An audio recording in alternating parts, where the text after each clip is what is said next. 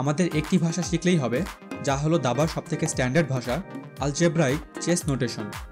সকল ইন্টারন্যাশনাল প্রতিষ্ঠান দাবার গেম লিপিবদ্ধ করার জন্য অ্যালজেব্রাইক নোটেশন ব্যবহার করে থাকে। পিসি বা স্মার্টফোনে একটি চেস অ্যাপ্লিকেশন ওপেন করলে আপনি অ্যালজেব্রাইক নোটেশন দেখতে পাবেন। আপনি ইন্টারনেট থেকে কোনো দাবার গেমের রেকর্ড কালেক্ট করলে দেখবেন যে আপনাকে একটি পিজিএন ফাইল দেওয়া হচ্ছে। পিজিএন মানে হলো পোর্টেবল গেম নোটেশন, এবং এটি লেখা হয়ে থাকে অ্যালজেব্রাইক নোটেশন দিয়ে। অ্যালজেব্রাইক চেস নোটেশন শেখা অনেক সহজ। এর জন্য আপনাকে প্রথমে দাবার বোর্ড ভালো করে লক্ষ্য করতে হবে। একটি মডার্ন চেস বোর্ডের ঘরগুলোর পাশে আপনি দেখতে পাবেন বাম থেকে ডানে এ থেকে এইচ পর্যন্ত ইংরেজি বর্ণ লেখা আছে, এবং নিচে থেকে উপরে 1 থেকে 8 পর্যন্ত নাম্বার লেখা আছে। প্রতিটি লেটারের উপর লম্বভাবে যে ঘরগুলো থাকে তাকে ফাইল বলা হয়, এবং প্রতিটি নাম্বার এর পাশে আনুভূমিকভাবে যে ঘরগুলো থাকে তাকে র্যাঙ্ক বলা হয়। তাহলে এই ফাইলটি ই লেটার এর উপর থাকায় এটি ই ফাইল, এবং এই ফাইলটি এইচ লেটারের উপর থাকায় এটি এইচ ফাইল। অনুরূপভাবে এই র্যাঙ্কটি নাম্বার 3 এর পাশে থাকার কারণে এটি থার্ড র্যাঙ্ক, এবং এই র্যাঙ্কটি নাম্বার 8 এর পাশে থাকার কারণে এটি 8th র্যাঙ্ক। প্রতিটি ফাইলের সাথে র্যাঙ্ক যোগ করলে আমরা দেখতে পাই যে প্রতিটি ঘরের আলাদা আলাদা নাম রয়েছে। যেমন এই ঘরটি D4 স্কোয়ার এবং এই ঘরটি E5 স্কোয়ার। এখন রাজা বা কিং যদি D4 থেকে E5 স্কোয়ারে যায় তাহলে তা লেখা হবে কিং D4 টু E5। এই লাইনটি আমরা আরও ছোট করতে পারি। কিংকে ছোট করে শুধু কে এবং কোন ঘর থেকে চাল দেওয়া হচ্ছে সেটা ততটা ইম্পর্টেন্ট নয়, তাই D4 বাদ দেওয়া যেতে পারে। তাহলে লাইনটি দাঁড়ালো কে E5, যা একটি অ্যালজেব্রাইক নোটেশন। এর উচ্চারণ করতে হবে কিং E5। আমরা অতি সহজেই অ্যালজেব্রাইক নোটেশনের মাধ্যমে রাজার চাল লেখার সিস্টেম জেনে গেলাম।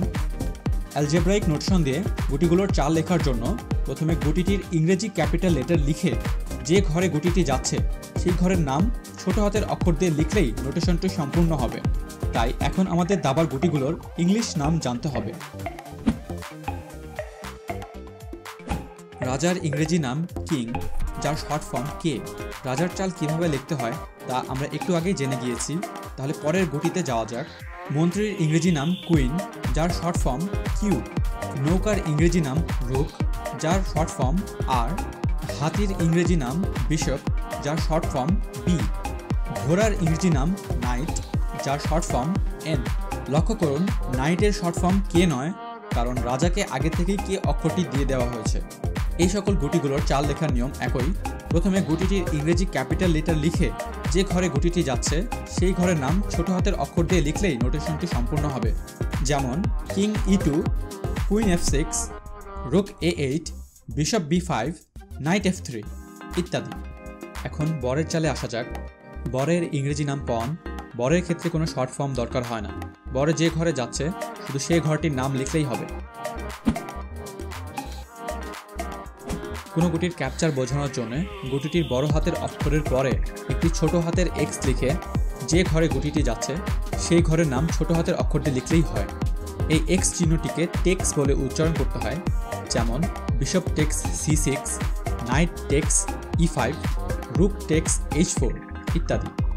বরের ক্ষেত্রে যেহেতু কোনো শর্ট ফর্ম লিখতে হয় না, তাই বরে বা পন দ্বারা কোনো গুটির ক্যাপচার বোঝাতে সেই বরেটি প্রথমে যে ঘরে ছিল সেই ঘরের ফাইলের নাম ছোট হাতের অক্ষর দিয়ে লেখার পর একটি এক্স চিহ্ন দিয়ে যে ঘরে বরেটি যাচ্ছে তার নাম ছোট হাতের অক্ষর দিয়ে লিখলেই হয়। যেমন C text D5, F text E4।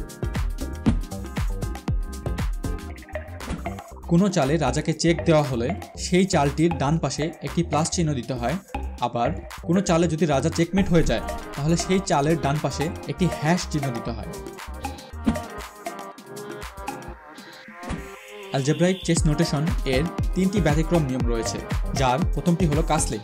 রাজা যদি ডান সাইডে বা কিং সাইড কাসলিং করে তাহলে তা লিখতে হবে O-O, এবং রাজা যদি বাম সাইড বা কুইন সাইড কাসলিং করে তাহলে লিখতে হবে O-O-O।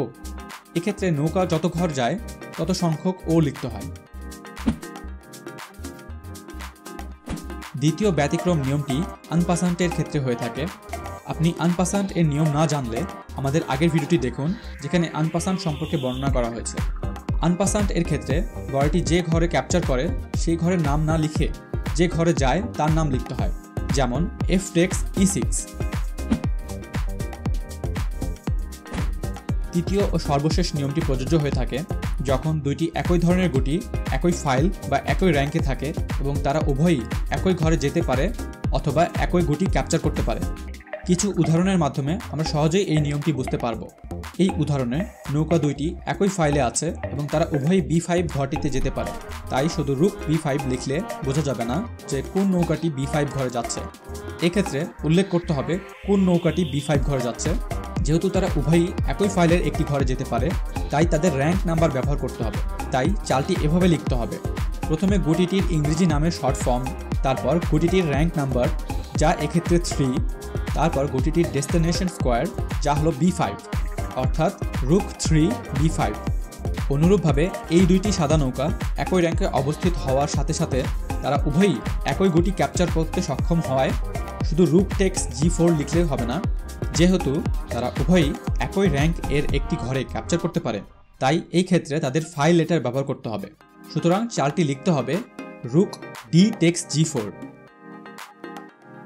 এতক্ষণ আমরা যে নিয়মগুলো জানলাম তা দিয়ে আমরা খুব সহজেই দাবার গেমস রেকর্ড করতে পারবো এবং লিপিবদ্ধকৃত দাবার গেমসগুলো সহজেই বুঝতে পারবো।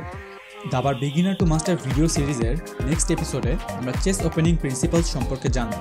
তাই নেক্সট এপিসোডটি অনেক গুরুত্বপূর্ণ, কারণ অঙ্কের শুরুতে ভুল থাকলে যেমন অঙ্কের ফলাফল ঠিক হয় না, তেমনি দাবার শুরুতে ভুল থাকলে কখনোই ফলাফল ঠিক হয় না। তাই নেক্সট এপিসোডটি যেন মিস না করেন, তাই আমাদের চ্যানেলে সাবস্ক্রাইব করে বেল আইকনটিতে ক্লিক করুন। আবার দেখা হবে নেক্সট এপিসোডে। Stay curious, be smart.